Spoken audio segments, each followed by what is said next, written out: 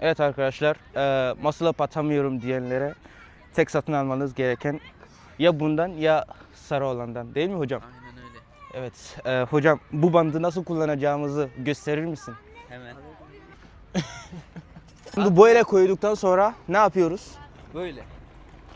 Ama kameradakiler görmüyor ki. Görüyorlar beni artık. Hocam çok temiz çekiyorsunuz. Hocam.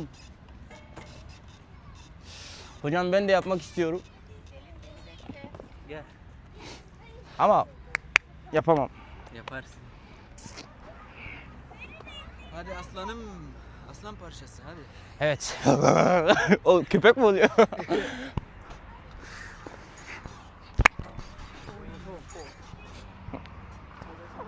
Oğlum.